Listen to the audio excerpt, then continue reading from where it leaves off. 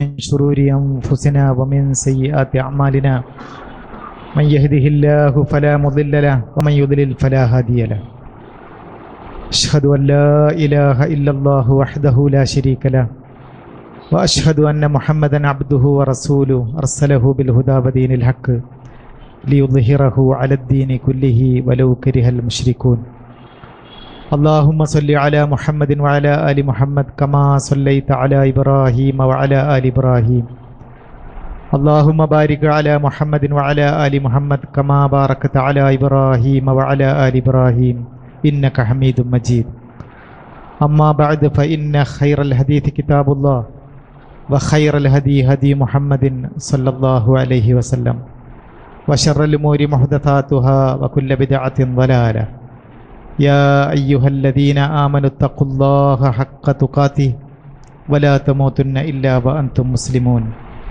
أعوذ بالله من الشيطان الرجيم بسم الله الرحمن الرحيم المال والبنون زينة الحياة الدنيا والباقيات الصالحات خير عند ربك ثوابا وخير أملا സ്നേഹാദരണീയരായ സഹോദരന്മാരെ സഹോദരികളെ, അള്ളാഹുവിൻ്റെ നിയമനിർദ്ദേശങ്ങളനുസരിച്ചും പ്രവാചകനായ മുഹമ്മദ് തിരുമേനി സല്ലല്ലാഹു അലൈഹി വസല്ലമയുടെ നടപടിക്രമങ്ങൾ ജീവിതത്തിൽ പാലിച്ചും ഏറ്റവും നല്ല അള്ളാഹുവിന് ഇഷ്ടപ്പെട്ട മുത്തക്കികളിലായി തീരാൻ പടച്ച തമ്പുരാൻ നമ്മളെല്ലാവരെയും അനുഗ്രഹിക്കുമാറാകട്ടെ. അള്ളാഹുവിൻ്റെ നിയമവ്യവസ്ഥ അതിനൊരു മാറ്റവും ഉണ്ടാവുകയില്ല. വളരെ സമ്പൂർണമാണ്, എല്ലാ കാലത്തേക്കും യോജിച്ചതാണ്. കാലം മാറി മാറി വന്നാലും തലമുറകൾ പുതുതായി എത്ര തന്നെ ആവർത്തിക്കപ്പെട്ടാലും അള്ളാഹുവിൻ്റെ നിയമനിർദ്ദേശങ്ങൾ അന്യൂനമാണ് എന്ന് നമ്മളെല്ലാവരും കൂടുതൽ കൂടുതൽ മനസ്സിലാക്കിക്കൊണ്ടിരിക്കുകയാണ്. അതേപോലെ തന്നെ ഈ നിയമനിർദ്ദേശങ്ങളൊക്കെ തന്നെ പരമമായ സത്യമാണ്. അതുകൊണ്ട് തന്നെ മാറ്റമില്ലാത്ത നടപടിക്രമങ്ങളായി ലോകാവസാനം വരെ അത് നിലനിൽക്കുമെന്ന് നമ്മൾ മനസ്സിലാക്കുകയാണ്. ഈ നടപടിക്രമങ്ങളെയാണ്, ഈ നിയമവ്യവസ്ഥയാണ് ഖുർആൻ സുന്നത്തുള്ള, അള്ളാഹുവിൻ്റെ നടപടിക്രമം, അള്ളാഹുവിൻ്റെ സുന്നത്ത് എന്ന് പേര് വച്ചിട്ടുള്ളത്. രണ്ടിടത്ത് ഇക്കാര്യം പറഞ്ഞിട്ടുണ്ട്. അള്ളാഹുവിൻ്റെ നടപടിക്രമങ്ങൾ മാറ്റത്തിന് വിധേയമാവുകയില്ല. വലൻ തെജിദ ലിസുന്നത്തില്ലാഹി തബ്ദീല വലൻ തെജിദ ലിസുന്നത്തില്ലാഹി തഹ്വീല. അള്ളാഹുവിൻ്റെ ഈ നടപടിക്രമങ്ങൾക്ക് ഒരു മാറ്റവും വരുത്തേണ്ടുന്ന ആവശ്യമില്ല എന്നാണ്. കാലാന്തരത്തിൽ സമൂഹം മാറി മാറി വരുന്ന സമയത്ത് അവരുടെ ഇച്ഛകൾക്കനുസരിച്ച്, അവരുടെ താല്പര്യങ്ങൾക്കനുസരിച്ച് അള്ളാഹുവിൻ്റെ ദീനിൻ്റെ നിയമനിർദ്ദേശങ്ങളെ മാറ്റിമറിക്കേണ്ടുന്ന ഒരാവശ്യവും ഉണ്ടാവുകയില്ല എന്നുള്ളത് വിശുദ്ധ ഖുർആൻ അസന്നിഗ്ധമായി പറഞ്ഞിട്ടുള്ള ഒരു കാര്യമാണ്. എന്നാൽ ഈ ലോകത്ത് നിലനിൽക്കുന്ന, എന്നെന്നും നിലനിൽക്കുന്ന കാര്യങ്ങൾ എന്തായിരിക്കും? ഖുർആൻ ആ കാര്യം കൃത്യമായി സൂചിപ്പിക്കുന്നു. വൽ ബാഖിയാത്തുസ് സ്വാലിഹാത്ത്, നിലനിൽക്കുന്ന, എല്ലാ കാലത്തും അവശേഷിക്കുന്ന സുഹൃതങ്ങൾ എന്ന് പറഞ്ഞാൽ, നന്മകൾ എന്ന് പറഞ്ഞാൽ അതാണ് ഖൈറുൻ ഇൻദ റബ്ബിക സവാബൻ, അള്ളാഹുവിൻ്റെ അടുക്കൽ ഏറ്റവും നന്മയുള്ള പ്രതിഫലമായി തീരുന്നത് ഈ കാര്യങ്ങളാണ് എന്നാണ്. നമ്മൾ ചെയ്തു കൂട്ടുന്ന, നമ്മുടെ ആയുഷ്കാലത്തിനിടയിൽ നമ്മൾ ചെയ്തു കൂട്ടുന്ന ഈ നന്മകളൊക്കെ നമ്മളുടെ കനം തൂങ്ങുന്ന, നന്മകൾ തൂക്കുന്ന തുലാസിൽ ഏറ്റവും കനമുള്ളതായി തീരണമെന്ന് നമ്മൾ ആഗ്രഹിക്കുകയാണ്. ഫഅമ്മാമൻ സഖുലത്ത് മവാസീനുഹു ഫഹുവ ഫീ ഈശത്തിർ റാദിയ. അങ്ങനെയുള്ള സുഹൃതം, ഏറ്റവും നല്ല പ്രവർത്തനം ചെയ്ത ആളുകളെ സംബന്ധിച്ച് അള്ളാഹു പറയുന്നു, അത്തരത്തിലുള്ള ആളുകൾ ഏറ്റവും നല്ല, സമ്പൂർണമായ, ഏറ്റവും സംതൃപ്തമായ ഒരു ജീവിതത്തിൽ തന്നെയായിരിക്കുമെന്നാണ്. എന്നാൽ നേരെ മറിച്ചുമുള്ള സ്വഭാവവിശേഷവുമുണ്ട്. വഅമ്മാമൻ ഖഫത്ത് മവാസീനുഹു, ഒരാളുടെ നന്മകൾ കനം കുറഞ്ഞു പോകുന്നുവെങ്കിൽ, അത് അള്ളാഹുവിൻ്റെ അടുക്കൽ പരിഗണിക്കപ്പെടുന്നില്ല എങ്കിൽ ഫഉമ്മുഹു ഹാവിയ, അവൻ്റെ സങ്കേതമെന്ന് പറയുന്നത് ഹാവിയെയാണ്, നരകമാണ് എന്ന് ചുരുക്കം. ഏറ്റവും ചൂടേറിയ നരകമാണ് അവന് കിട്ടുക എന്നാണ് പറയുന്നത്. നമ്മളുടെ ഈ ലോക ജീവിതത്തിലെ അലങ്കാരമായി അള്ളാഹു എണ്ണിക്കണക്കാക്കിയ ചില കാര്യങ്ങളുണ്ട്. അത് നമ്മൾ എല്ലാവരും, ഞാനടക്കമുള്ള ആളുകൾ ജീവിതത്തിൽ എപ്പോഴും ആഘോഷിച്ചു കൊണ്ടിരിക്കുകയാണ്. ആ രണ്ട് കാര്യങ്ങൾ, ബാഖിയാത്ത് സ്വാലിഹാത്ത്, നിലനിൽക്കുന്ന നന്മകളെ സംബന്ധിച്ച് പറഞ്ഞതിൻ്റെ തുടക്കത്തിൽ സൂറത്തുൽ കഹ്ഫിൽ അള്ളാഹു ആ കാര്യമാണ് അനുസ്മരിപ്പിക്കുന്നത്. അൽ മാലു വൽ ബനൂന സീനത്തുൽ ഹയാത്തി ദുനിയ. നമ്മളുടെ ഓരോരുത്തരുടെയും ഭൗതികമായ ജീവിതത്തിൻ്റെ അലങ്കാരം എന്ന് പറയുന്നത് ഏതായിരിക്കും? നമ്മളുടെ ദുനിയാവിലെ ജീവിതത്തിൻ്റെ പളപളപ്പിൻ്റെ, നമ്മളുടെ ഓരോരുത്തരുടെയും അഭിമാനത്തിൻ്റെ അല്ലെങ്കിൽ ദുരഭിമാനത്തിൻ്റെ അടയാളങ്ങളായി നമ്മൾ സ്വീകരിച്ചു വരുന്ന കാര്യങ്ങൾ എന്തായിരിക്കും? എല്ലാ കാലത്തും ഈ രണ്ട് സംഗതികളിൽ അത് പരിമിതമാണ് എന്നാണ് ഖുർആൻ പറയുന്നു. അൽ മാലു വൽ ബനൂന. ഒന്ന് ധനമാണ്, നമ്മളുടെ സമ്പത്താണ്. മറ്റൊന്ന് വൽ ബനൂന, നമ്മളുടെ സന്തതികളുമാണ്, നമ്മളുടെ മക്കളുമാണ്. ലോകത്ത് കഴിഞ്ഞുപോയ എല്ലാ നാടുകളിലെയും, അവർ പ്രതാപമുള്ളവരായിക്കൊള്ളട്ടെ അല്ലെങ്കിൽ അത്ര പ്രതാപമില്ലാത്ത ആളുകളായിക്കൊള്ളട്ടെ, എല്ലാ വിഭാഗം ആളുകളും അഹങ്കരിച്ചിരുന്നത് ഈ രണ്ട് സംഗതികളിലാണ് എന്നാണ്. അവരുടെ സമ്പത്തിനെ സംബന്ധിച്ചുള്ള ദുരഭിമാനവും അതേപോലെ തന്നെ അവരുടെ മക്കളെ സംബന്ധിച്ചുള്ള പെരുമ നടിക്കലുമാണ് എന്നാണ്. ഇത് സീനത്തുൽ ഹയാത്തി ദുനിയ, ഭൗതികമായ നമ്മളുടെ എല്ലാവരുടെയും ജീവിതത്തിൻ്റെ ബലഹീനതകൾ തന്നെയാണ് എന്നാണ്. യഥാർത്ഥത്തിൽ ധനസമ്പാദനത്തെ ഇസ്ലാം നിരുത്സാഹപ്പെടുത്തുന്നില്ല. ഒരാൾക്ക് പണമുണ്ടാക്കാം, അത് ഭൗതികമായ ജീവിതത്തിൻ്റെ നിലനിൽപ്പാണ് എന്ന് വിശുദ്ധ ഖുർആൻ അംഗീകരിച്ചിട്ടുണ്ട്. ഒരാൾ പണം സമ്പാദിക്കുന്നത് അവൻ്റെ ഭൗതിക ലോകത്തിൻ്റെ, അവൻ ജീവിക്കുന്ന ചുറ്റുപാടിൽ അവനൊരു അസ്തിത്വം പ്രദാനം ചെയ്യാൻ ആവശ്യമാണ് എന്നുള്ളത് തന്നെയാകുന്നു വിശുദ്ധ ഖുർആനിൻ്റെ സമീപനം. മക്കളെ സംബന്ധിച്ചും അങ്ങനെ തന്നെയാണ്. മക്കളും എല്ലാ കാലത്തും മനുഷ്യൻ്റെ പൊങ്ങച്ചത്തിൻ്റെയും അഭിമാനത്തിൻ്റെയും അടയാളങ്ങൾ തന്നെയാണ്. നമ്മളെല്ലാവരും നമ്മളുടെ മക്കൾ ഏറ്റവും നല്ല അവസ്ഥയിലെത്തുന്ന സമയത്ത് അവരുടെ പേർ അനുസ്മരിച്ചുകൊണ്ട് നമ്മളുടെ സുഹൃത്തുക്കളോടും കുടുംബക്കാരോടും നമ്മൾ എല്ലാവരും സംസാരിക്കാറുണ്ട്. അത് ഈ മനുഷ്യൻ്റെ പ്രകൃതിയായുള്ള ഒരു സ്വഭാവം തന്നെയാണ്, അതിനെ കുറ്റപ്പെടുത്തിക്കൂടാ എന്നാണ്. പക്ഷേ ഖുർആൻ നമ്മുടെ ശ്രദ്ധയെ ക്ഷണിക്കുന്നത് നമ്മളുടെ പണമോ നമ്മളുടെ മക്കളോ അള്ളാഹുവിൻ്റെ മാർഗത്തിൽ ഒരു തടസ്സവും നിന്നുകൂടാ എന്നാണ്. ഒരുപാട് സ്ഥലങ്ങളിൽ അക്കാര്യം വിശുദ്ധ ഖുർആൻ ആവർത്തിക്കുകയാണ്.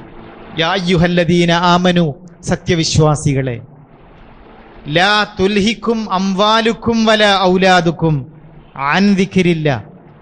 അള്ളാഹുവിനെ ഓർക്കുന്ന വിഷയങ്ങളിൽ, അള്ളാഹുവിനോട് അടുക്കുന്ന വിഷയങ്ങളിൽ ഒരിക്കലും നമ്മളുടെ ശ്രദ്ധയെ ഈ രണ്ട് കാര്യങ്ങളും തെറ്റിക്കാൻ പാടില്ല എന്നാണ്. ഏതാണ് ആ രണ്ട് കാര്യങ്ങൾ? ഒന്ന് അംവാലുക്കും വ ഔലാദുക്കും, നമ്മൾ വളരെ ഇഷ്ടകരമായി കൊണ്ടു നടക്കുന്ന നമ്മളുടെ സമ്പത്താണ്, അതേപോലെ തന്നെ നമ്മളുടെ മക്കളാണ് എന്നാണ്. അതൊരിക്കലും ഒരാളുടെ ജീവിതത്തെ അള്ളാഹുവിനോടടുക്കുന്നതിൽ അവന് തടസ്സം നിന്നുകൂടാ എന്നാണ്. അള്ളാഹുവിനോട് ബന്ധപ്പെടുന്നതിൽ, പടച്ചതമ്പുരാനോടടുക്കുന്നതിൽ ഈ രണ്ട് കാര്യങ്ങൾ ഒരിക്കലും തടസ്സമായി നിൽക്കരുത് എന്നാണ്. അതൊരിക്കലും നമ്മളുടെ ബലഹീനതകളായി മാറാൻ പാടില്ല എന്നുള്ള വളരെ കൃത്യമായ ഒരു സന്ദേശം നമ്മളൊക്കെ മനസ്സിൽ സൂക്ഷിക്കേണ്ടുന്ന വളരെ കൃത്യമായ ഒരു താക്കീത് വിശുദ്ധ ഖുർആൻ നമുക്കൊക്കെ നൽകുകയാണ്. അതുകൊണ്ടാണ് സഹോദരങ്ങളെ, നബി സല്ലല്ലാഹു അലൈഹി വസല്ലമയുടെ കാലഘട്ടത്തിൽ പല ആളുകളും റസൂലിനോട് വന്ന് ചോദിച്ച ചോദ്യങ്ങൾ നബിയുടെ ചരിത്രത്തിൽ വളരെ ഉജ്ജ്വലമായി രേഖപ്പെട്ട് കിടക്കുന്നതായി കാണാൻ സാധിക്കും. ഹദീസുകളിൽ ആ കാര്യം പറയുന്നുണ്ട്. ആളുകൾ വന്നുകൊണ്ട് നബിയോട് ഉന്നയിച്ച ചോദ്യങ്ങൾ അതിങ്ങനെയാണ്. ചില ആളുകൾ ചോദിച്ചത്, യാ റസൂലല്ലാഹ് അയ്യുൽ മുസ്ലിമീന ഖൈർ, നബിയെ മുസ്ലിങ്ങളിൽ ഏറ്റവും ഉത്തമനായ ഒരാൾ ആരായിരിക്കും? മുസ്ലിങ്ങൾ ഒരുപാടുണ്ട്. പക്ഷേ ഇത്തരത്തിലുള്ള ആളുകളിൽ അള്ളാഹുവിൻ്റെ അടുത്ത് ഇഷ്ടപ്പെട്ട മനുഷ്യൻ ആരാണ് എന്നവർ ചോദിച്ചിട്ടുണ്ട്. ചില ആളുകളുടെ ചോദ്യം അയ്യുൻ നാസി ഖൈർ എന്നാണ്. ജനങ്ങളിൽ ഏറ്റവും നല്ല ഒരു മനുഷ്യൻ ആരായിരിക്കും എന്നാണ് ചോദിച്ചിട്ടുള്ളത്. ചില ആളുകളുടെ ചോദ്യം അയ്യുൽ ഇസ്ലാമി ഖൈർ എന്നാണ്. അള്ളാഹുവിൻ്റെ റസൂലേ, ഇസ്ലാമിൻ്റെ ഒരുപാട് സംഗതികളുണ്ടല്ലോ, ആ കാര്യങ്ങളിൽ ഏറ്റവും നല്ല, ഏറ്റവും ഉത്കൃഷ്ടമായ, ഏറ്റവും അള്ളാഹുവിന് ഇഷ്ടപ്പെട്ട കാര്യങ്ങൾ എന്തായിരിക്കും എന്നാണ് അവർ ചോദിച്ചിട്ടുള്ളത്. ആ സന്ദർഭത്തിലൊക്കെ നബി സല്ലല്ലാഹു അലൈഹി വസല്ലമ ചോദ്യകർത്താവിൻ്റെ താല്പര്യത്തിനനുസരിച്ചുകൊണ്ട് അതേസമയം വളരെ മർമ്മപ്രധാനമായ ചില ഉപദേശങ്ങൾ കൊടുത്തതായി നമുക്ക് കാണാൻ സാധിക്കും. നബിയോട് ഒരിക്കൽ ഈ കാര്യത്തെ സംബന്ധിച്ച് ചോദിച്ചപ്പോൾ നബി പറഞ്ഞത് ഖൈറുന്നാസ്, ജനങ്ങളിൽ ഉത്തമനായ ഒരു മനുഷ്യൻ, നല്ല ഒരു മനുഷ്യൻ എന്നതുകൊണ്ട് ഞാൻ ഉദ്ദേശിക്കുന്നത് അവൻ മറ്റാരുമല്ല മൻ ത്വാല ഉംറുഹു വഹസുന അമലുഹു, ഒരാൾക്ക് ദീർഘായുസ്സുണ്ടാകുക എന്നുള്ളതാണ്. ദീർഘായുസ്സുണ്ടാകുക നമ്മളുടെ എല്ലാവരുടെയും ഒരു ആഗ്രഹമാണത്. എത്ര വയോധികനായിരുന്നാലും, ഒരു 100-നോടടുത്ത പ്രായമുള്ള ഒരു മനുഷ്യനായിരുന്നാലും അദ്ദേഹത്തിന് ഒരു വർഷം കൂടി, ഒരു ദിവസം കൂടിയെങ്കിലും ഇവിടെ കഴിഞ്ഞുകൂടണം എന്നുള്ളത് തന്നെയാണ് ആഗ്രഹമെന്ന് കാണാൻ സാധിക്കും. അത് മനുഷ്യൻ്റെ പ്രകൃതിയായുള്ള ഒരു ആഗ്രഹമാണ്, ഇവിടെ കൂടുതലായി കഴിയണം എന്നുള്ളത്. നബി അതിനെ പ്രോത്സാഹിപ്പിക്കുന്നു.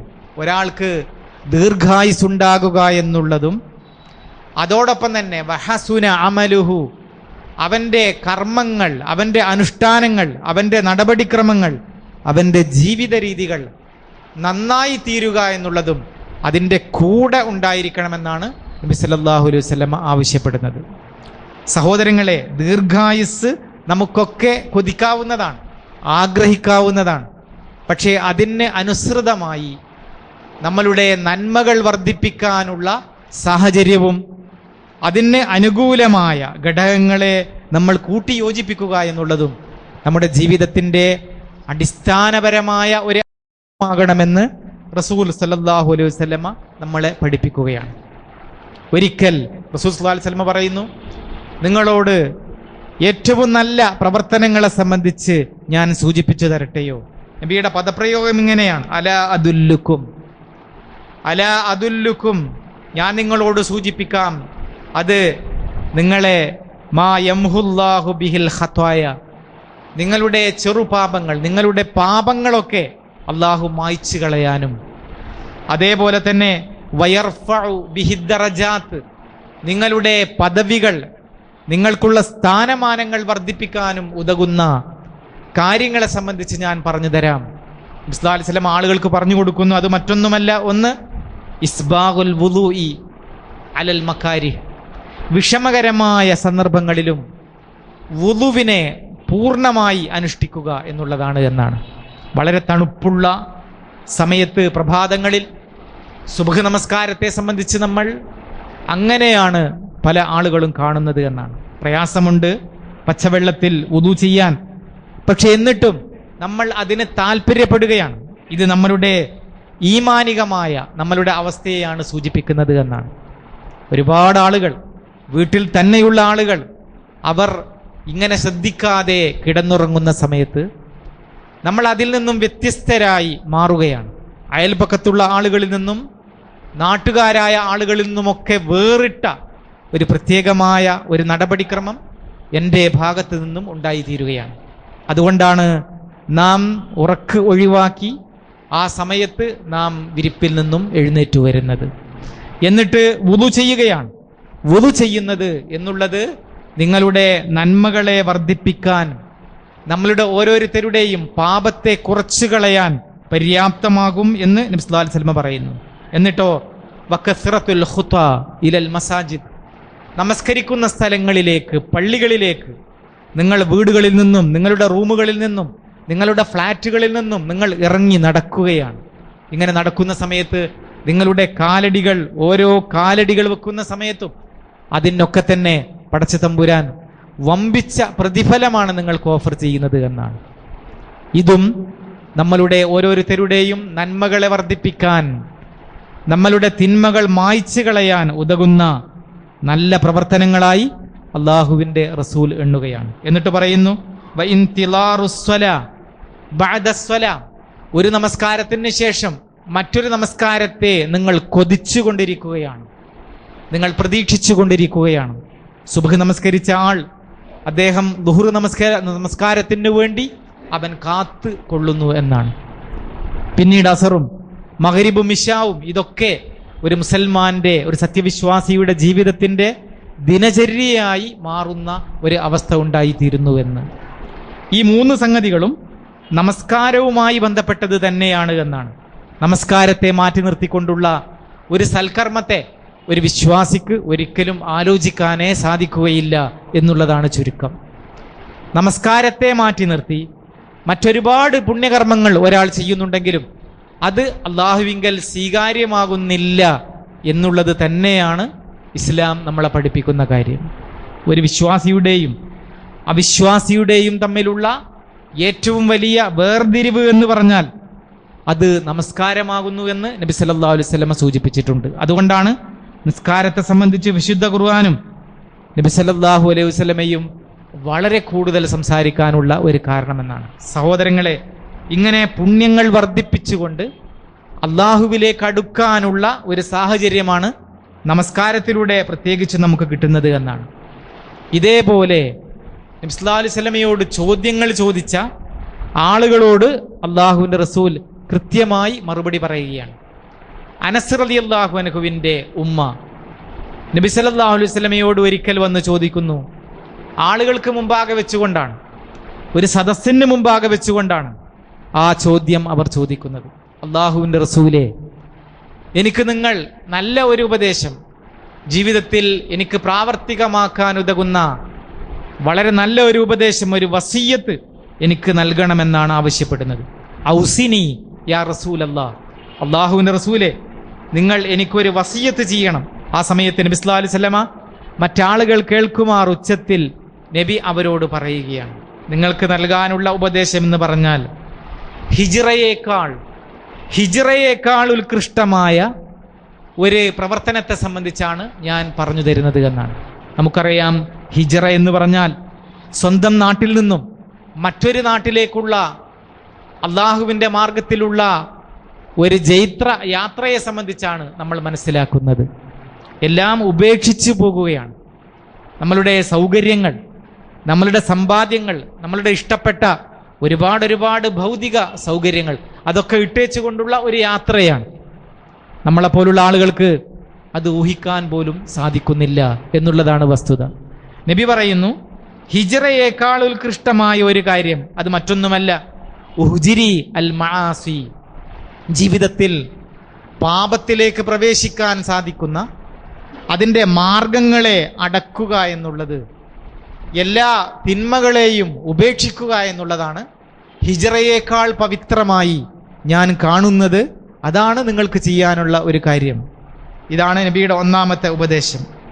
രണ്ടാമതായിട്ട് പറയുന്നു, ജിഹാദിനേക്കാൾ, യുദ്ധത്തേക്കാൾ, സായുധ സമരത്തേക്കാൾ ഏറ്റവും ഉത്കൃഷ്ടമായ ഒരു പ്രവൃത്തിയെ സംബന്ധിച്ച് ഞാൻ പറഞ്ഞു തരാം. അത് മറ്റൊന്നുമല്ല, വഹാഫിലി അലൽ ഫറാഇൽ, നിങ്ങളുടെ ബാധ്യതകളെ കൃത്യമായി സൂക്ഷിക്കുക എന്നുള്ളതാണ്. നമസ്കാരം പോലുള്ള, സക്കാത്ത് പോലുള്ള, നോമ്പ് പോലുള്ള, അതേപോലെ സത്യവിശ്വാസികൾ തമ്മിലുള്ള പരസ്പരം ഇടപാടുകൾ പോലുള്ള, മാതാപിതാക്കളോടുള്ള ഉത്തരവാദിത്തങ്ങൾ പോലുള്ള ജീവിതത്തിലെ വളരെ അത്യാവശ്യമായ ഈ നിർബന്ധ ബാധ്യതകളെ, ഈ ബാധ്യതകളെ ജീവിതത്തിൽ പ്രാവർത്തികമാക്കുക, സൂക്ഷിക്കുക എന്നുള്ളത് അത് ജിഹാദിനേക്കാൾ പവിത്രമായ, സായുധ സമരത്തേക്കാൾ ഉത്കൃഷ്ടമായ ഒരു പ്രവൃത്തിയായി ഞാൻ കാണുന്നു എന്ന് നബി സല്ലല്ലാഹു അലൈഹി വസല്ലം പറയുകയാണ്. വീണ്ടും പറയുന്നു, വഅക്സിരി മിൻ ദിക്രില്ലാ, അള്ളാഹുവിനെ സംബന്ധിച്ചുള്ള ഓർമ്മ, അതിനെ വർദ്ധിപ്പിക്കുക എന്നുള്ളതും ജീവിതത്തിൽ കൃത്യമായി കൊണ്ടു നടക്കുക എന്നുള്ളതും അതും എനിക്ക് നൽകാനുള്ള ഉപദേശങ്ങളിൽപ്പെട്ടതാണ് എന്ന് അനസ് റളിയല്ലാഹു അൻഹുവിൻ്റെ ഉമ്മയോട് നബി സല്ലല്ലാഹു അലൈഹി വസല്ലമ പറയുകയാണ്. സഹോദരങ്ങളെ, ഇതെല്ലാം സൂചിപ്പിക്കുന്നത് നമ്മളുടെ ജീവിതത്തിൽ നമ്മൾ എപ്പോഴും നിലനിൽക്കുന്ന സൽക്കർമ്മങ്ങളെ സംബന്ധിച്ചുള്ള ഓർമ്മപ്പെടുത്തലുകളാണ്. ഈ സൽക്കർമ്മങ്ങൾ തന്നെയാണ് നമ്മളുടെ ഖബറിലെ ജീവിതത്തിൽ നമുക്ക് ഓരോരുത്തർക്കും ബാക്കിയായിട്ടുണ്ടായിരിക്കുക. മറ്റൊന്നും നമുക്ക് ബാക്കിയായി നിലനിൽക്കുകയില്ല എന്നുള്ളത് ഉറപ്പാണ്. ഒരുപാട് ആളുകൾ അത്യധ്വാനം ചെയ്യുന്നത്, കഷ്ടപ്പെടുന്നത് അവരുടെയും കുടുംബാംഗങ്ങളുടെയും ജീവിതത്തിൻ്റെ നിലനിൽപ്പിന് വേണ്ടിയാണ്. കുറേ ആളുകൾ അവരുടെ അടുത്ത തലമുറക്ക് വേണ്ടി, മക്കൾക്ക് വേണ്ടി, മക്കളുടെ മക്കൾക്ക് വേണ്ടി അവർ സമ്പാദിച്ചു കൊണ്ടിരിക്കുകയാണ്.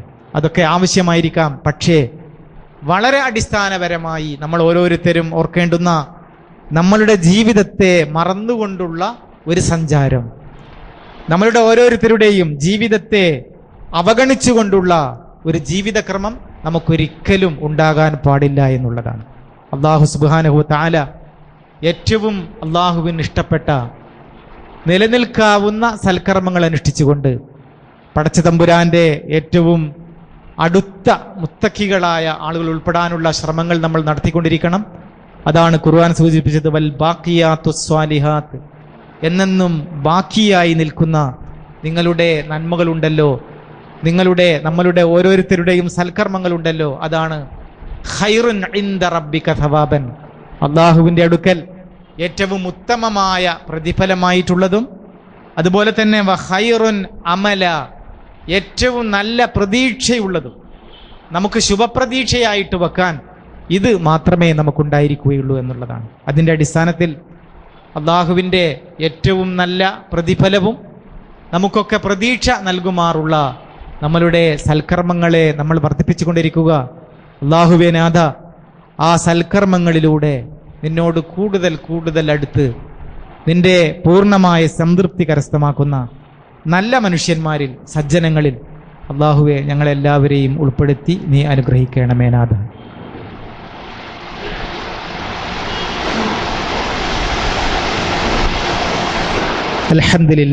അൽഹംദുലില്ലാഹി റബ്ബിൽ ആലമീൻ വസ്സലാത്തു വസ്സലാമു അലാ റസൂലിൽ അമീൻ വഅലാ ആലിഹി വസ്വഹ്ബിഹി അജ്മഈൻ. അയ്യുഹന്നാസ് ഇത്തഖുല്ലാഹ ഇബാദല്ലാഹ്. സഹോദരങ്ങളെ, നേരത്തെ സൂചിപ്പിച്ച ഈ നല്ല മാർഗത്തിലുള്ള നമ്മുടെ ഓരോരുത്തരുടെയും ചിന്തയും ഈ സഞ്ചാരവും ഈ സൽക്കർമ്മങ്ങളും തന്നെയാണ് നമുക്ക് പരലോകത്തിൽ ബാക്കിയായിട്ടുണ്ടായിരിക്കുക. അല്ലാഹുവിൻ്റെ റസൂൽ സൂചിപ്പിച്ചതുപോലെ ജനാസ കൊണ്ടുപോകുന്ന സമയത്ത് 3 കാര്യങ്ങളാണ് മനുഷ്യനുമായി ബന്ധപ്പെട്ട കാര്യങ്ങൾ ഖബറിടത്തിലേക്ക്, മഖ്ബറയിലേക്ക്, നമ്മളുടെ ഓരോരുത്തരുടെയും ഖബർ ജീവിതത്തിലേക്ക് പോകുന്നത് എന്നാണ് നബി പറയുന്നു. അത് മറ്റൊന്നുമല്ല, 2 കാര്യങ്ങൾ തിരിച്ചു വരികയും 1 കാര്യം മാത്രം നമ്മളുടെ പരലോക ജീവിതത്തിൽ ബാക്കിയായി നമ്മുടെ ജീവിതത്തിൽ ഒട്ടി നിൽക്കുകയും ചെയ്യും എന്നുള്ളതാണ്. നമ്മളൊക്കെ നിത്യജീവിതത്തിൽ മനസ്സിലാക്കിയതുപോലെ ആ 2 കാര്യങ്ങൾ, ഒന്ന് നമ്മളുടെ സമ്പത്തും നമ്മളുടെ മക്കളുമാണ്. നമ്മുടെ സമ്പത്തും നമ്മളുടെ മക്കളും നമ്മളെ ഖബറിൽ ഇറക്കി വെക്കുന്നതോടുകൂടെ തിരിച്ചു പോകുകയാണ്. മക്കൾ നമ്മളെ പിന്നീട് ചിലപ്പോൾ ഓർത്തേക്കാം, അല്ലെങ്കിൽ തീരെ ഓർത്തില്ല എന്നും വന്നേക്കാം. അല്ലാഹു സുബ്ഹാനഹു വ തആല മക്കൾ മുഖേന പ്രാർത്ഥിക്കപ്പെടുന്ന സജ്ജനങ്ങളിൽ നമ്മളെല്ലാവരെയും ഉൾപ്പെടുത്തി അനുഗ്രഹിക്കുമാറാകട്ടെ. സഹോദരങ്ങളെ, നമ്മളുടെ മക്കളും നമ്മളുടെ സമ്പത്തും നമ്മളുടെ മരണത്തോടുകൂടെ തിരിച്ചു വരികയാണ്. പക്ഷേ അല്ലാഹുവിൻ്റെ റസൂൽ പറയുന്നു, ഒരൊറ്റ കാര്യം മാത്രമാണ് ഖബറാളിയുടെ ജീവിതത്തിൽ ബാക്കിയായിട്ടുള്ളത്. വയബ്ഖാ വാഹിദുൻ, ഒന്ന് മാത്രം അവിടെ അവശേഷിക്കുകയാണ്. ഖുർആൻ സൂചിപ്പിച്ചതുപോലെ അത് നമ്മളുടെ പ്രവർത്തികൾ മാത്രമാണ് എന്നാണ്. സഹോദരങ്ങളെ, ഈ രൂപത്തിലായിരിക്കണം നമ്മളുടെ ഭൗതിക ജീവിതത്തോടുള്ള നമ്മളുടെ കാഴ്ചപ്പാട് എന്ന് നാം ഓരോരുത്തരും മനസ്സിലാക്കുക. ഇങ്ങനെ ജീവിക്കുന്ന ഒരു വ്യക്തിക്കോ, ഇങ്ങനെ ജീവിക്കുന്ന ഒരു കുടുംബത്തിനോ ഒരു സമൂഹത്തിനോ പിന്നീട് ഒരിക്കലും നിരാശപ്പെടേണ്ടി വരികയില്ല എന്നാണ്. നമ്മുടെ നാട്ടിൽ ഇപ്പോൾ പല ഭാഗത്തു നിന്നും പറഞ്ഞു കേൾക്കുന്ന ഘർ വാപ്പസി എന്നുപോലുള്ള ചില സംഗതികളെ സംബന്ധിച്ച് സൂചിപ്പിക്കാനാണ് ഞാൻ ഇതുകൊണ്ട് ഉദ്ദേശിക്കുന്നത്. സഹോദരങ്ങളെ, ഹുദൈബിയ സന്ധിയിൽ അള്ളാഹുവിൻ്റെ റസൂൽ ഒപ്പിട്ട് കൊടുത്ത വളരെ പ്രബലമായ ഒരു കരാറിനെ സംബന്ധിച്ച് നമുക്കറിയാം. ആ കരാറിൽ ഒന്ന്, അമുസ്ലിങ്ങളിൽ നിന്നും ആരെങ്കിലും ഇസ്ലാം സ്വീകരിച്ച് അങ്ങനെ ആഗ്രഹവുമായി മദീനയിലേക്ക് വരികയാണെങ്കിൽ അവരുടെ ഇഷ്ടത്തിനനുസരിച്ച് വിട്ടുകൊടുക്കണമെന്നുള്ള കരാറിലാണ് ഒപ്പിട്ട്. അവർ മദീനയിൽ വന്നാൽ മദീനയിൽ താമസിപ്പിക്കണമെന്നില്ല, അവരെ തിരിച്ച് അയക്കാവുന്നതാണ് എന്നാണ്. അതേസമയം വിശ്വാസികളിൽപ്പെട്ട ഒരാൾ അദ്ദേഹം മതം മാറി മറ്റൊരു മതത്തിലേക്ക് പോയാൽ ഇങ്ങോട്ടേക്ക് തിരിച്ചയക്കേണ്ടതില്ല എന്നുള്ള കരാറിലും അള്ളാഹുവിൻ്റെ റസൂൽ ഒപ്പിട്ട് കൊടുക്കുകയുണ്ടായി. കുറച്ചുകൂടെ വ്യക്തമായി പറഞ്ഞാൽ, ഒരാൾ മദീനയിൽ അങ്ങനത്തെ ഒരു വിശ്വാസി മക്കയിലേക്ക് തന്നെ താമസത്തിന് വേണ്ടി പോകുകയാണെങ്കിലും അവിടെയുള്ള ആളുകൾ അദ്ദേഹത്തെ ഇങ്ങോട്ടേക്ക് തിരിച്ചയക്കേണ്ടതില്ല എന്നാണ് പറഞ്ഞിട്ടുള്ളത്. റസൂൽ സല്ലല്ലാഹു അലൈഹി വസല്ലമക്ക് തൻ്റെ സൊസൈറ്റിയെ സംബന്ധിച്ച്, അള്ളാഹുവിൻ്റെ റസൂലിൻ്റെ സമൂഹത്തെ സംബന്ധിച്ചുള്ള നല്ല ഒരു പ്രതീക്ഷയുണ്ട്. ആ പ്രതീക്ഷ എന്താണെന്ന് വെച്ചാൽ, ഈ ആദർശം സ്വീകരിച്ച ഒരാൾ പിന്നീട് ഇതിനെ കൈയൊഴിച്ചുകൊണ്ട് ഭൂലോകം മുഴുവൻ കിട്ടിയാലും അദ്ദേഹം തിരിച്ചു പോകുകയില്ല എന്നുള്ള നബി സല്ലല്ലാഹു അലൈഹി വസല്ലമയുടെ ഉജ്ജ്വലമായ ഒരു വിശ്വാസമാണ്. സഹോദരങ്ങളെ, നമ്മുടെ ഇന്ത്യ മഹാരാജ്യത്തും അള്ളാഹുവിൻ്റെ ദീനിൻ്റെ കൃത്യമായ മാർഗത്തിലെത്തിപ്പെട്ട ഒരാൾ പിന്നീട് ഈ ലോകം മുഴുവൻ തന്നെ അദ്ദേഹത്തിൻ്റെ മുമ്പിൽ സമർപ്പിച്ചാലും അദ്ദേഹം ഒരിക്കലും ഈ മതത്തെ കൈയൊഴിക്കുകയില്ല എന്നുള്ളത് ഉറപ്പാണ്. ആ രൂപത്തിലാണ് ഇപ്പോൾ നിർബന്ധിത മതപരിവർത്തനത്തെ സംബന്ധിച്ചും നമ്മൾ ചിന്തിക്കേണ്ടത്. ചിലപ്പോൾ സർക്കാരിന് അല്ലെങ്കിൽ ബന്ധപ്പെട്ട ആളുകൾക്ക് ചില പ്രത്യേകമായ ലക്ഷ്യങ്ങളുണ്ടായിരിക്കാം ഈ കേന്ദ്രങ്ങൾക്ക്. പക്ഷേ നമ്മൾ ആഗ്രഹിക്കേണ്ടത് ഇസ്ലാമിനെ ദീനായി സ്വീകരിച്ച ഒരാൾ, അള്ളാഹുവിനെ റബ്ബായി അംഗീകരിച്ച ഒരാൾ, അതേപോലെ തന്നെ മുഹമ്മദ് നബി സല്ലല്ലാഹു അലൈഹി വസല്ലമയെ പ്രവാചകനായി സ്വീകരിച്ച ഒരാൾ പിന്നീട് ഒരു തിരിച്ചുപോക്കിൻ്റെ ഒരു ഗർവാപസി എന്നൊക്കെ പറഞ്ഞ് പേര് വെച്ചിട്ടുള്ള ഇത്തരം കാര്യങ്ങളിലേക്ക് അദ്ദേഹത്തിന് ഒരിക്കലും തിരിച്ചു പോരേണ്ടുന്ന ഒരു ആവശ്യമുണ്ടായിരിക്കുകയില്ല എന്നുള്ളത് തന്നെയാണ്. പക്ഷേ ദുഷ്ടലാക്കോടുകൂടെ നിർബന്ധിത മതപരിവർത്തനം എന്നുള്ള പേരിൽ, മതപരിവർത്തനം എന്നുള്ളത് തന്നെ നിയമം മൂലം നിരോധിക്കാനുള്ള രഹസ്യ അജണ്ടകളാണ് ഇതിൻ്റെ പിന്നിലുള്ളതെങ്കിൽ നമ്മൾ ജനാധിപത്യവാദികളോടൊന്നിച്ച് അതിനെതിരെ പൊരുതാൻ നമ്മൾ തയ്യാറായിക്കൊണ്ടിരിക്കണം. ജനാധിപത്യത്തിൻ്റെ, ഇന്ത്യ അനുവദിച്ചിട്ടുള്ള മതേതര സ്വാതന്ത്ര്യത്തിൻ്റെ എല്ലാ തരത്തിലുള്ള വകുപ്പുകളും നാം സ്വീകരിച്ചുകൊണ്ട് തന്നെ നിയമപരമായ മാർഗത്തിലൂടെ നമ്മൾ അതിനെതിരിൽ പൊരുതാൻ നമ്മൾ തയ്യാറായിക്കൊള്ളണം. അല്ലാത്ത രൂപത്തിൽ നമുക്ക് യാതൊരു ആശങ്കയുടെയും യാതൊരു നിരാശയുടെയും പ്രശ്നം ഈമാനിൻ്റെ, ഈ വിശ്വാസത്തിൻ്റെ പ്രശ്നത്തിൽ നമുക്കുണ്ടായിരിക്കുകയില്ല എന്നാണ്. ശത്രുക്കൾ എങ്ങനെയൊക്കെ വിചാരിച്ചിരുന്നാലും അള്ളാഹുവിൻ്റെ പ്രകാശത്തെ ഊതിക്കെടുത്താൻ സാധിക്കുകയില്ല എന്ന് ഖുർആൻ പറഞ്ഞിട്ടുണ്ട്. യുരീദൂന ലിയുത്ഫിഊ നൂറല്ലാഹ്, അള്ളാഹുവിൻ്റെ പ്രകാശമായ ഇസ്ലാമിനെ, ഈ ആദർശത്തെ ഊതിക്കെടുത്താൻ അവർ ആഗ്രഹിക്കുന്നുണ്ടാകാം. പക്ഷേ വല്ലാഹു മുത്തിമ്മു നൂരിഹി, അള്ളാഹുവിൻ്റേതാണ് യഥാർത്ഥ തീരുമാനം. അവൻ്റെ ഈ ദിവ്യപ്രകാശത്തെ, ഇസ്ലാമിനെ, ഈ ആദർശത്തെ അള്ളാഹു അത് പൂർത്തീകരിക്കുക തന്നെ ചെയ്യും. ഇന്ത്യയിലായിരുന്നാലും മറ്റേത് പ്രദേശത്തായിരുന്നാലും ആ രൂപത്തിൽ നല്ല ഒരു പ്രതീക്ഷയോടുകൂടെ നിരാശയിലകപ്പെടാതെ നാം നമ്മളുടെ ഈ ആദർശത്തെ, നമ്മളുടെ ജീവിത രീതിയെ, അള്ളാഹു നമുക്ക് അനുവദിച്ചിട്ടുള്ള ഈ ദീനിനെ നമ്മൾ കാണാൻ തയ്യാറാകുക. അള്ളാഹുവെ, ദീൻ അനുസരിച്ചുകൊണ്ട് ജീവിക്കാനും ദീൻ അനുസരിച്ചുകൊണ്ടുള്ള ഒരു മരണം സ്വീകരിക്കാനും അള്ളാഹുവെ ഞങ്ങൾക്കൊക്കെ നീ തൗഫീക്ക് നൽകി അനുഗ്രഹിക്കണമേ. ഇന്ത്യയുടെ ഇന്നത്തെ പശ്ചാത്തലത്തിൽ നമുക്കറിയാം, ഇസ്ലാമിനും മുസ്ലിമീങ്ങൾക്കും ഏറ്റവും നല്ല ഒരു ഭാവി അള്ളാഹുവെ നീ പ്രദാനം ചെയ്ത് അനുഗ്രഹിക്കണമേ. കൂടുതൽ ആളുകളിലേക്ക് ഇസ്ലാമിനെ പ്രവേശിപ്പിക്കാൻ, ഇസ്ലാമിനെ ഉൾക്കൊള്ളാനുള്ള ഒരു സാഹചര്യം അള്ളാഹുവെ ഇന്ത്യയുടെ ഈ സാഹചര്യത്തിൽ നീ ഞങ്ങൾക്ക് അനുകൂലമായി പടച്ചതമ്പുരാനെ നീ സൃഷ്ടിച്ച് തരണമേ. സഹോദരങ്ങളെ, ഇന്നേ ദിവസം നമ്മൾ പള്ളിയിൽ നിന്നെടുക്കുന്ന നമ്മുടെ കലക്ഷൻ ജീവകാരുണ്യ പ്രവർത്തനങ്ങൾക്കുള്ളതാണ്. എല്ലാ ആഴ്ചയിലും 10,000 രൂപ ഈ വിഷയങ്ങളിൽ നമുക്ക് ഇവിടെ നിന്നും സംഭരിക്കാൻ, നന്മയുടെ മാർഗത്തിൽ ശേഖരിക്കാൻ നമുക്ക് സാധിക്കുന്നുണ്ട്. ഈ പുണ്യത്തിൽ പങ്കുചേരാൻ നമ്മൾ ഓരോരുത്തരും തയ്യാറാകുക. അങ്ങനെ നേരത്തെ സൂചിപ്പിച്ചതുപോലെ എന്നെന്നും ബാക്കി നിൽക്കുന്ന സൽക്കർമ്മങ്ങളിൽ പങ്കാളികളാകാൻ നമുക്ക് എല്ലാ ദിവസവും, എല്ലാ ആഴ്ചകളിലും, എല്ലാ സമയങ്ങളിലും അള്ളാഹുവേ നീ ഞങ്ങൾക്കെല്ലാവർക്കും അതിനുള്ള കഴിവും തൗഫീക്ക് അള്ളാഹുവേ നീ പ്രദാനം ചെയ്യണമേ. അവസാനം ഈമാനോടുകൂടെ തൗബയോടുകൂടെ മരിച്ചു പിരിയാൻ അള്ളാഹുവേ നീ ഞങ്ങളെ അനുഗ്രഹിക്കണമേ. അള്ളാഹുവേ നാഥ, ഒരുപാട് ആളുകൾ ആശുപത്രികളിൽ മരണവുമായി നേരിട്ട് മല്ലടിച്ചു കൊണ്ടിരിക്കുകയാണ്. അതിൽ ഞങ്ങളുടെ ഏറ്റവും അടുത്ത ആളുകൾ, ഒരുപാട് ആളുകളുണ്ട്. ഞങ്ങളുടെ നേതാക്കളുണ്ട്, ഞങ്ങളുടെ സഹപ്രവർത്തകരുണ്ട്, ഞങ്ങളുടെ കുടുംബക്കാരുണ്ട്, ഞങ്ങളുടെ വീട്ടിൽ തന്നെ, ഒരുപക്ഷെ ഈ പള്ളിയിൽ തന്നെ ഒരുമിച്ച് കൂടിയ ഒരുപാട് ആളുകളുണ്ട്. അള്ളാഹുവേ അവർക്കെല്ലാവർക്കും നീ ആയുരാരോഗ്യം പ്രദാനം ചെയ്യണമേ. അവസാനം ഈമാനോടുകൂടെ തൗബയോടുകൂടെ മരിച്ചു പിരിയാൻ അള്ളാഹുവേ നീ ഞങ്ങൾക്കൊക്കെ തൗഫീക്ക് നൽകണമേ. ഞങ്ങളിൽ നിന്നും മരിച്ചു പിരിഞ്ഞു പോയ ഞങ്ങളുടെ മാതാപിതാക്കൾ, ഞങ്ങളുടെ അടുത്ത ബന്ധുക്കൾ, ഞങ്ങളുടെ സഹോദരങ്ങൾ, അള്ളാഹുവേ ഇങ്ങനെ പറയുന്ന സമയത്ത് അവരൊക്കെ ഞങ്ങളുടെ മനസ്സിലേക്ക് കടന്നു വരികയാണ്. പടച്ച തമ്പുരാനെ, അവർക്കൊക്കെ നീ മഗ്ഫിറത്ത് പ്രദാനം ചെയ്യണമേ. അവസാനം ഞങ്ങളെയും അവരെയും നിൻ്റെ ജന്നാത്തുൽ ഫിർദൗസിൽ ഒരുമിച്ച് കൂട്ടണമേ. അല്ലാഹുമ്മ ഗ്ഫിറിൽ മുഅ്മിനീന വൽ മുഅ്മിനാത്ത് വൽ മുസ്ലിമീന വൽ മുസ്ലിമാത്ത് വൽ അഹ്യാഇ മിൻഹും വൽ അംവാത്ത് ഇന്നക മുജീബു ദഅവാതി യാ ഖാദിയൽ ഹാജാത്ത്.